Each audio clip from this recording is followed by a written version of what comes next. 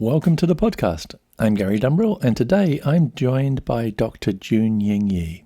Hi, I'm June Yi, and I'm really looking forward to doing this podcast. And this podcast is on whiteness. June, I think you did your doctoral dissertation on whiteness, right? Yes, I did my doctoral dissertation many years ago in social work, and during those days, we didn't talk at all about whiteness, but now we talk about it all the time. So what is whiteness, and why should we be talking about it? Whiteness is the practice of looking at how dominance is able to operate in social work practice, and what drives it is white supremacy, which is the ideology.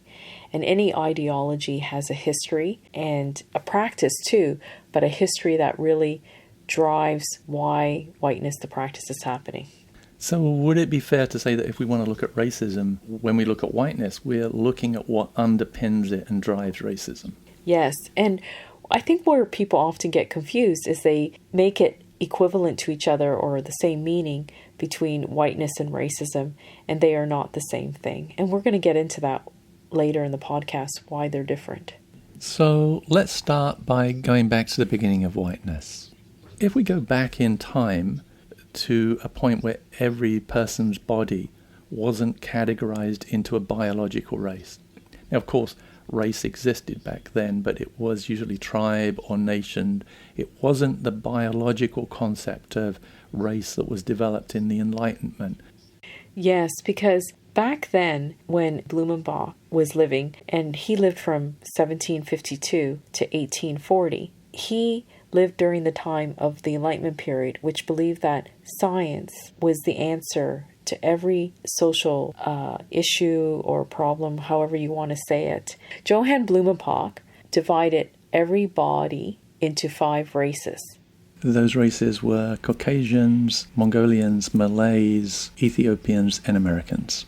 Caucasians are white people like me. Mongolians, that would be heading east. Malays, east, going a bit further south. Ethiopians would be people from Africa, and Americans would be indigenous people.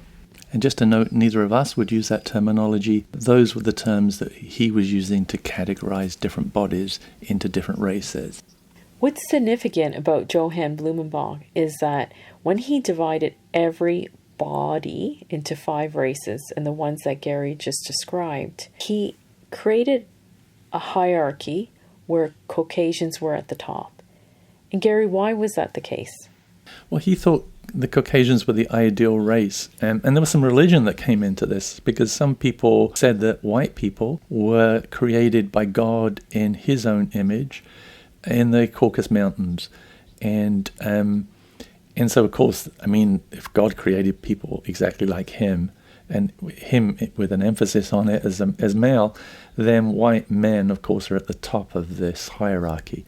And all the other races he categorized beneath this white ideal body. This white body also created first-class citizenship. So it became a space in which the white body was being able to have power in having that first-class citizenship, whereas all the other groups were put into second-class citizenship. Yeah, and I wouldn't want us to get confused and think that Blumenbach actually created the system that allowed us to do this. I think it is more interactive. So he created this typology, but it actually reflected what was beginning to happen, where Europeans were conquering, colonizing, subjugating, and enslaving other people all around the world.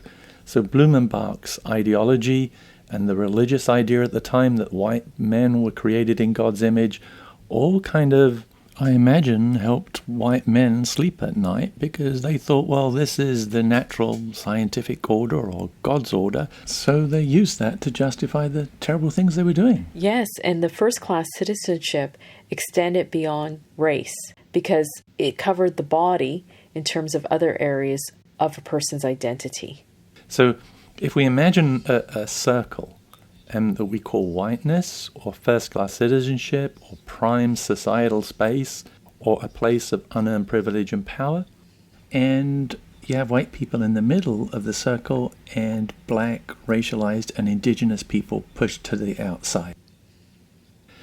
But what complicates this is that not all white people get same access to that white space.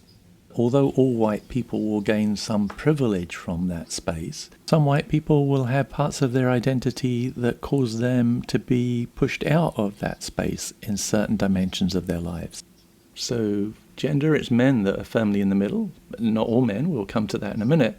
But then female, transgender, two-spirit people would be on the outside of that space, regardless of what we call race, yeah? I think that's a really good point you make, Gary, because often when we talk about whiteness, people will limit the idea to only the white body, and they don't think about the other parts of one's identity that can be included in that white space. And we can go further to person without disabilities being in that center space and push out people who are disabled. And the same goes for age, 18 to 65, and then we push out people who are under the age of 18 or over the age of 65. And we also have heterosexual in the center space, and we push out LGBTQI, and also we have upper middle class in the center space versus working class, mainstream, Christian or atheist versus non-Christian faith, and service provider versus service user. What we don't want you to think about, though, is that it's not just those categories that are in the center space that are pushing. It's really an array of these locations. And one way to get our heads around that to some extent is Kimberly Crenshaw talks about intersectionality. And if you're familiar with that concept, it's the intersection of sites of marginality, or what we're calling second-class citizenship, and the way that complicates those positions. What we've done in the way we conceptualize whiteness is the flip side of that conceptualization. So we show within whiteness all of the dominant locations that interlock to provide access to power, unearned privilege, and preserve a space of first-class citizenship for itself by pushing out of the center to the margins people whose bodies don't fit those categories, or the ways they live don't fit those categories in the middle. Another way to look at this is that if you were in a helicopter and you were looking down at what we just described, you would see whiteness being in the center, and then you would see the different parts of people's identity or locations being located in that space of whiteness. And then you could see who would be pushed out and not in that center space. And we would call this a topography of oppression. And it's in our book called Anti-Oppressive Social Work, Ways of Knowing, Talking, and Doing, where we look at this topography of oppression. One of the things that can be confusing when we use this word first-class citizenship for the middle of this topography is that people can think we're arguing assimilation, that everybody needs to be assimilated into whiteness. That's not what we're arguing. Yes, first-class citizenship for everyone, but this whole system of whiteness needs to be disbanded and pulled apart. It's this system that affords first-class citizenship to some and marginalization, second-class citizenship to others based on their identity that we need to disrupt. So when we use the term whiteness, we are referring to that system underpinned by white supremacy, and that's the thing we need to get rid of. And another point to think about is that it's important not to conflate whiteness with white people, even though whiteness was invented by white people. Our goal here is not to get rid of white people. Instead, we want to get rid of the system that has been designed to benefit themselves at the expense of everyone else. And something to be aware of, and June's alluded to this already, is there's many, many more categories we could put on this topography than we have here. This is just a sampling, and they also change given different contexts. The other thing we want to draw attention to is we actually put on there service provider and service user. With service provider, and that would be you, no matter what other category you fall within, in the center of whiteness. Because as soon as you become a service provider in a social work context, you have access to all forms of power, and also likely the education you've received, certainly the systems you work within are steeped in whiteness. So that's what you're going to be taking to the service user's door. So the key concept we're looking at here is that first-class citizenship does not guarantee success, nor does second-class citizenship prevent it. But we do know that dominant personal prejudices and biases are built into social systems and culture, and those are predisposed to give those who are in the center, in that space of whiteness, which we described earlier as the practice of how you could position people's location in terms of their identity and giving them a hand up, and while you push those on down who are on the outside. And I think it's really important to recognize here that we're not just talking about you as an individual with a personal prejudice. We're talking about personal prejudices, culture, dominant systems and structures that all work in concert to do this inclusion of some and exclusion of others. And another key concept to think about is that the relationship between first class and second class are interdependent. In other words, one cannot have a first class unless there's a second class. And few are also entirely inside or outside this circle. Our identities are much more complex than that. And what's really important to remember is that in that space of whiteness, that center part, it's able to maintain its power through examination, which means that often we do not see whiteness, and the way we don't see it is that we don't talk about it, and the reason why we don't talk about it is because we haven't named it. But in today's podcast, we're naming whiteness. And when we say we don't see it, I mean, if you're on the outside of whiteness, you bump up against it all the time, so you know it's there. Yes. But try explaining that to someone and you get all kinds of issues cropping up that we're going to be talking about in a minute. And another concept is that first-class citizenship, the middle of that circle, is not just one group. Instead, it's a complex array of groups whose interests and power overlap and produce a harder to identify similarity. And that feeds into what June was saying in terms of making it really difficult to name. So one of the ways that whiteness is able to maintain itself is through white innocence and fragility. And that includes denying that racism is occurring, blaming the oppressed for their own oppression, blaming the oppressed for the guilt those who benefit from oppression feel when they are told about their complicity in oppression. Another concept is surveillance and discipline. So whiteness is held in place by watching the other and disciplining them when they do not stay in their place. And when we use the word other, we mean people who have been pushed out to the margins. That's a more complex issue that we need to get into to understand that word other, and we may come back to that in a later episode. This idea of in their place, there's a really good video, a lecture by Stuart Hall. I think Stuart Hall was at Birmingham when you were there, June, studying whiteness. Yes, the University of Birmingham Department of Cultural Studies and Sociology was where I did my doctoral studies. And there we had wonderful scholars on race like Stuart Hall, John Gabriel, who wrote about whiteness. And they really were able to drill down and unpack the things that we're talking about today. So these ideas have been around. Yeah, and Gilroy. I think Gilroy was there as well. Paul Gilroy as well. Yeah, I remember being an undergrad in the 80s, and some of the stuff he was writing and others, like there was a big common room in where I was studying, and we would look and read that stuff together as a group, and wow, it was really interesting stuff. Really awesome work, because they had a really wonderful book called The Empire Strikes Back.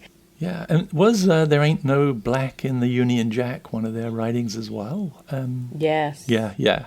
But moving on, naturalization is another way that whiteness is maintained, so its understanding becomes the understanding. It's also invisible. It can't be seen, or if it is seen, it is denied. And just as one example, when we talked earlier about white innocence and fragility. And of course, if you are outside of whiteness, you do get to see it quite well. I would say that all my life, growing up in Canada and not being a part of whiteness in the sense of being pushed on the outside of the circle, I could see whiteness very well. Universalization, where its perspective becomes the perspective. And lastly, examination. It resists being named and is really good at making itself look neutral.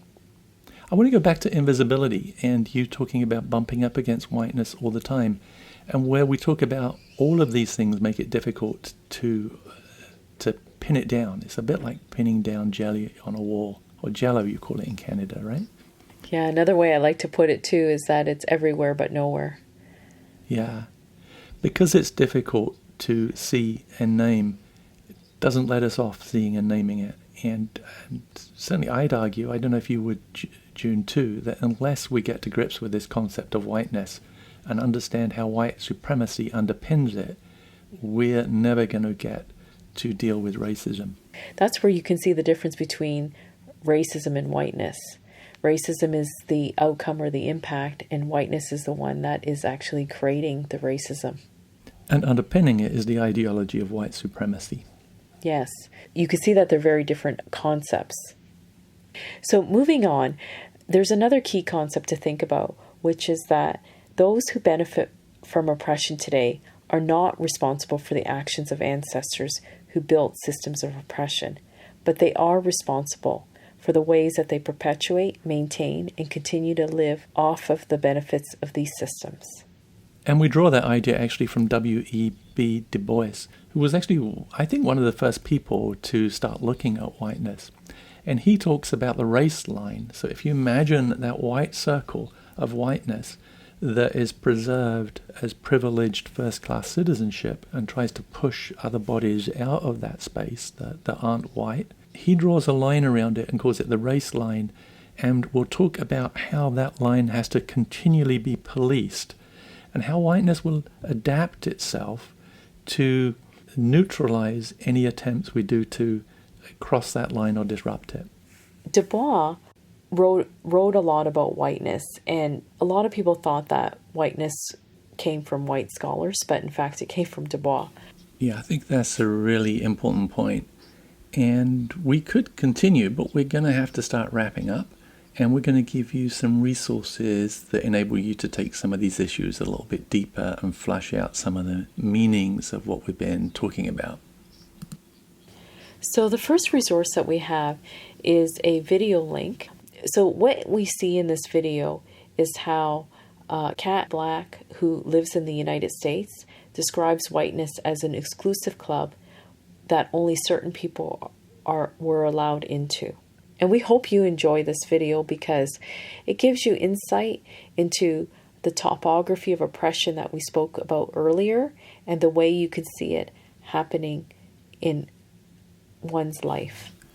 And the next video we're going to link you to is a video by Charles W. Mills, and he's going to be looking at the social construction of race. He's actually going to be arguing that race is real. We've argued that race is a social construction, but once you listen to Mills, you'll see that we're actually saying the same thing. And Charles W. Mills works in the general area of social and political philosophy, particularly in oppositional political theory as centered on class, gender, and race. In more recent years, he has focused on race. The final resource we're going to link you to is a video of Willie Jennings. So Willie Jennings is an American theologian known for his contributions on liberation theologies, cultural identities, and theological anthropology. He is currently an associate professor of systematic theology and African studies at Yale. He's written a number of books, but this link that we're providing you with is going to link you to his talk on Can White People Be Saved? And what Jennings is going to argue is that whiteness and Christianity became fused at one point. And I think that's really important because Christianity has at many times been at the forefront of oppression and continues to be in many ways. And at other moments and in other spaces, it's on the side of anti-oppression.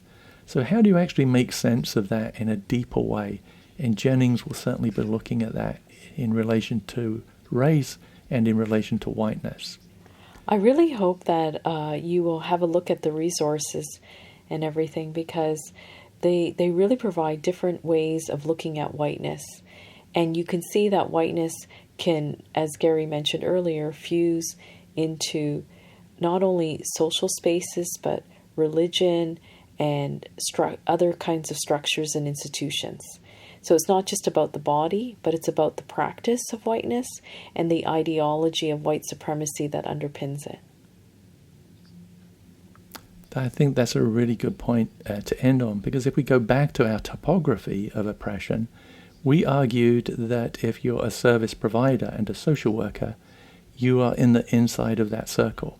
And if we use Jennings' analogy, we would argue that social work and whiteness, in many instances, have both become fused together. So it's difficult to separate one from the other. And we need to do that separation. Yeah, I would agree. It's more tricky because right from the beginning you could argue that social work was a product of whiteness. Maybe we need to do another podcast on that at some particular point and look at the history of social work and trouble it with some of these ideas. We do that in our book, right?